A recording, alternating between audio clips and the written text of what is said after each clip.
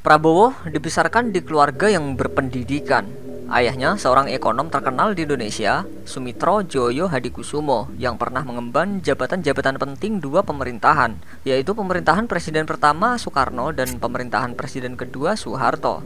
Karir cemerlang ayahnya juga diteruskan oleh Prabowo, hanya saja Sumitro di bidang ekonomi, sedangkan Prabowo di bidang militer. Hal itu lantas membuat koneksi dan relasi Prabowo mencakup para elit negeri hingga menggiringnya dekat dengan pemimpin saat itu, yaitu Soeharto. Prabowo pernah menjalin hubungan serius dengan beberapa wanita. Dalam biografi sang ayah yang bernama Sumitro, Jejak Perlawanan Begawan Pejuang, Prabowo pernah punya hubungan istimewa dengan seorang gadis dari Yogyakarta. Sayang hubungan itu kandas. Prabowo dianggap terlalu fokus pada karir militernya. Sampai suatu hari, Prabowo meminta izin kepada ayahnya untuk mengenalkan pacar barunya. Saat itu ayahnya kaget melihat siapa pacar anaknya itu, yaitu Siti Hediati Haryadi atau Titi Soeharto, seorang mahasiswi di Fakultas Ekonomi Universitas Indonesia sekaligus putri dari Presiden Soeharto. Setelah berpacaran selama 2 tahun, mereka berdua menikah pada Mei 1983. Berakhir dengan perceraian setelah 15 tahun hidup bersama. Titi dan Prabowo bercerai karena kondisi politik pasca kerusuhan Mei 98. Bukan karena Prabowo dan Titi tidak saling mencintai, tapi karena faktor politik yang terjadi pada tahun 98 membuat keduanya bercerai. Setelah cerai pun Prabowo setia dan tidak menikah lagi. Dari hal itu, tak diragukan lagi hubungan kedekatan antara Prabowo dan Soeharto yang merupakan menantu dan mertua. Salah satu bukti kedekatannya pernah diunggah oleh Prabowo di akun Instagramnya yang memperlihatkan kebersamaan dengan keluarga cendana itu saat kelahiran anaknya. Semua berjalan biasa kala itu hingga tahun 1998 sampai 1999. Terjadi gejolak dan demonstrasi mahasiswa di mana-mana untuk mendesak Presiden Soeharto mundur karena dianggap sudah tak mampu lagi memimpin setelah 32 tahun berkuasa.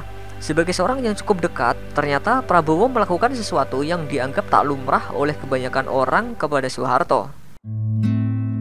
Ketika ada permasalahan, mungkin orang lain akan mensupport keluarganya. Berbeda dengan Prabowo yang ikut menyarankan agar Presiden Soeharto mengundurkan diri dibanding membantunya mempertahankan kedudukan.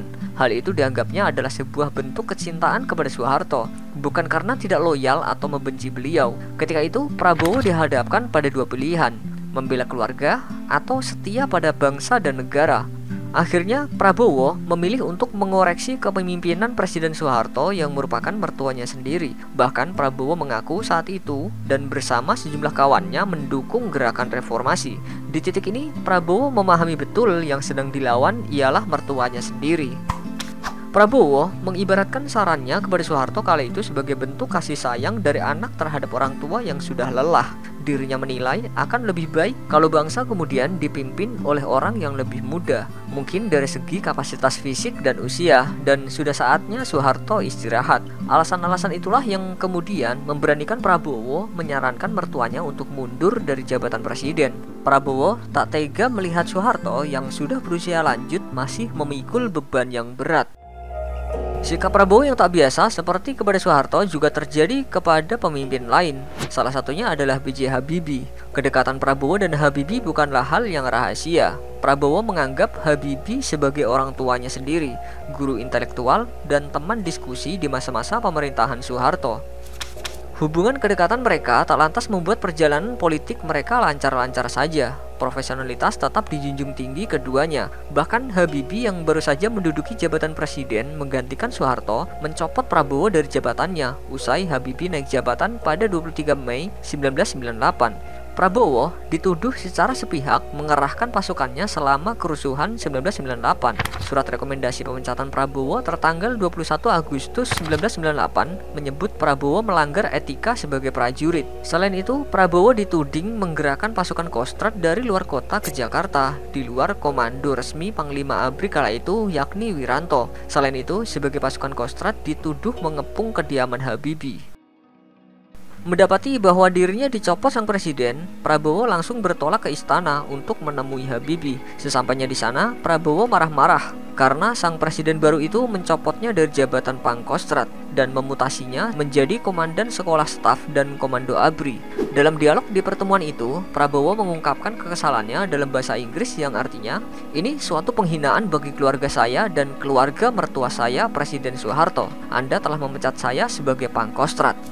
Di dalam ruangan, secara empat mata mereka melakukan pembicaraan serius. Prabowo tetap bersikeras untuk mendapatkan kembali posisi di Kostrad. Namun, Habibie menolak permintaan Prabowo untuk diberi kesempatan. Habibie memintanya patuh pada putusan pimpinan. Meski begitu, Habibie sempat menawari Prabowo untuk menjadi duta besar yang kemudian ditolak Prabowo karena yang dikehendaki adalah pasukannya. Bahkan Prabowo juga sempat mengatakan, "Presiden apa Anda? Anda naif," dengan nada marah. Yang kemudian dijawab Habibie, "Masa bodoh, saya presiden dan harus membereskan keadaan bangsa dan negara yang sangat memprihatinkan." Sikap geram yang ditunjukkan Prabowo dengan marah-marah di istana kepada Presiden Habibie langsung memperlihatkan bahwa tidak banyak orang bisa melakukannya. Ditambah lagi sikap itu ditunjukkan kepada pemimpin negeri. Namun Prabowo bisa melakukan hal tak biasa itu dengan berani.